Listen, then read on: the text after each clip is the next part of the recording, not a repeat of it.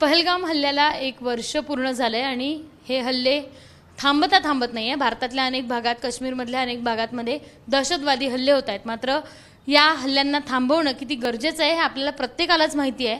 एवढंच नाही तर तिथलं टुरिझम, ज्या गोष्टींवर तो सगळा भाग चालतो, त्या सगळ्या परिसरात संपूर्ण भारतीय जातात, ते टुरिझममुळे जातात आणि त्यामुळे टुरिझम देखील त्यांचं थांबवण्यात यावं अशी जी मागणी आहे ती हिंदू महासंघाचे अध्यक्ष आनंद दवे आणि त्यांचाच अर्थ ट्रॅव्हल्स आहे त्यांच्याकडनं करण्यात आली आहे। तेच माझ्यासोबत आहेत।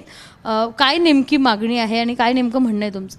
एक 1.5-2 वर्ष आधी जेव्हा मी या व्यवसायात नव्हतो तेव्हा मी काश्मीरला गेलो होतो, एक ग्रुप घेऊन फिरायला म्हणून गेलो होतो आणि तिथे एक जाणवलं की तिथला प्रत्येक नागरिक, जो मुस्लिम नागरिक आपल्याशी बोलताना असंच बोलतो, खूप नम्रतेने वागतात, ते खूप चांगली सेवा देतात, कारण त्यांचं पोटपाणीच आपल्या व्यवसायावर आहे, आपल्या पैशावर आहे।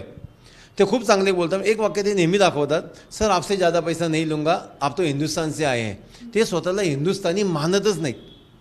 त्यांच्यासाठी भारतीय नागरिक हा फक्त त्यांचा उदरनिर्वाह करणारा माणूस आहे की ज्यांनी यायचं, पैसे द्यायचे, आमचा व्यवसाय करायचा आणि त्या व्यवसायातून आम्ही जिहाद करणार।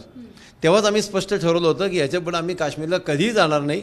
नंतर योगायोगाने मी ट्रॅव्हलचा व्यवसाय चालू केला। मागचे 4च महिने झाले मला व्यवसाय चालू करून। तुम्ही तिथं बोर्ड बघितलं तर या पुढच्या फक्त मे महिन्यामध्ये मी 150 लोकांना भारतात आणि भूतानला वगैरे पाठवतोय, लोकांना यात्रेला। आमच्याकडे काश्मीरच्या 100पेक्षा जास्त लोक अशी आहेत संपर्कातली की जे सांगतात आम्हाला काश्मीरला जायचं आहे। आम्ही त्यांना नाही, नका जाऊ म्हणून सांगतोय। आम्ही त्यांना सगळं सांगतोय, तिथले आमचे अनुभव सांगतोय की जाऊ नका। अनेक लोकांना कन्व्हिन्स झाली, दुसरीकडे चालली, काही नाही पण जाते, काही काश्मीरला जायचा आग्रह धरतायत। एवढं मोठं गाणं झाल्यानंतर सुद्धा आम्ही आमचं आर्थिक नुकसान सहन करतोय। आज एका माणसामागं 5,000 रुपये जरी धरले तर 100 लोकांना आकारले तर 5 लाखाचं डायरेक्ट नुकसान होते। 2 महिने ते 10 लाख होईल। परंतु काश्मीरला जायचं नाही। ह्या अतिरेक्यांना, ह्या जिहाद्यांचा जर आपण आर्थिक नुकसान केलं, टेररिझमला फक्त टुरिझम बंद हाच ऑप्शन असू शकतो असं आता आमचं मत, प्रांजळ मत झालं आहे। ते बंद केलं तरच ही लोक सुधारतील। नाही तर एवढं मोठं हत्याकांड म्हणजे खरं देशाविरोधात युद्ध येते।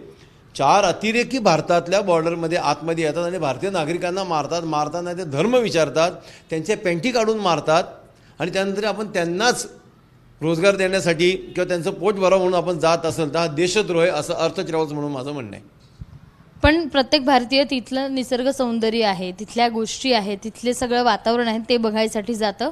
काश्मीर आपल्याच देशाचा भाग आहे असं म्हटलं जातं। काश्मीर हा आमच्याच देशाचा भाग आहे, त्याचा आम्हाला अभिमान आहे। पण काश्मीरी नागरिक त्यांना स्वतःला आमच्या देशाचा भाग मानत नाही आहेत ना। पहलगाम घडल्यानंतर सुद्धा तिथं किती लोकांनी खरंच श्रद्धांजली वाहण्याचे कार्यक्रम घेतले हो।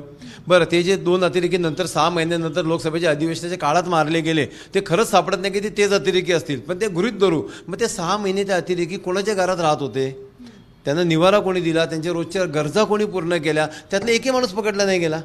बरं, ते कुठेतरी राहत होते, आजूबाजूच्या 100 घरांना माहिती असतील ना। एकही माणसांनी मिलिटरीला आजपर्यंत कळवलं नाही आहे लष्कराला की ह्या घरात राहत होते।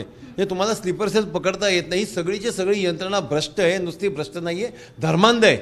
त्यांना हिंदू नकोच आहेत।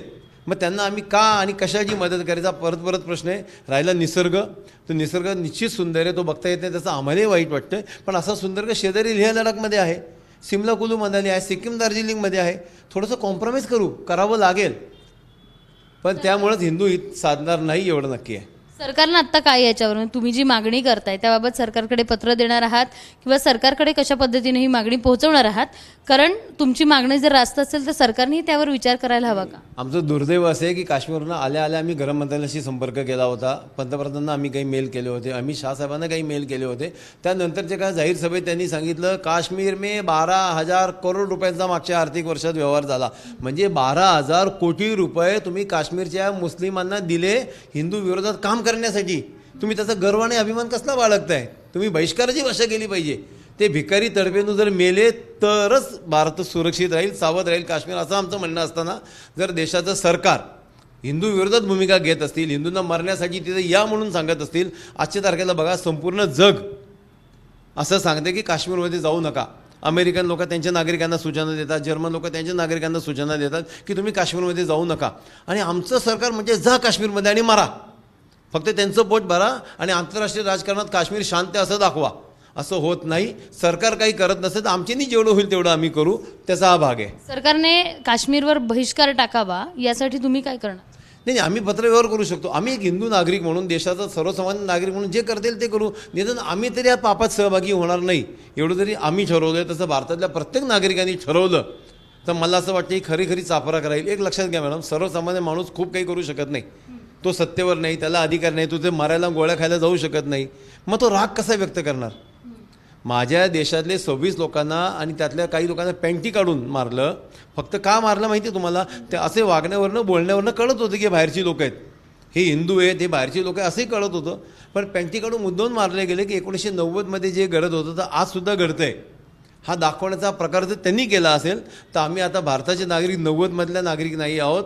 आम्हाला सुद्धा तुमच्या विरोधात बोलता येईल, वागता येईल हे दाखवण्याची भात आता मला असं वाटतं भारतीय नागरिकांनी, हिंदूंनी अशी भूमिका घेतली पाहिजे असं मला वाटतं. पण जर बघितलं तर हे हल्ले कमी व्हायचं नाव घेत नाही. त्यामुळे जर दहशतवाद, टेररिझम हटवायचं असेल तर टुरिझम देखील तितक्याच ताकदीनं बंद करावं अशी मागणी आहे ती आनंद दवे यांनी केल्याचं पाहायला मिळत आहे. कॅमेरामन अमोल गवाळेसह शिवानी पांढरे, एबीपी माझा, पुणे. एबीपी माझा, उघडा डोळे बघा नीट.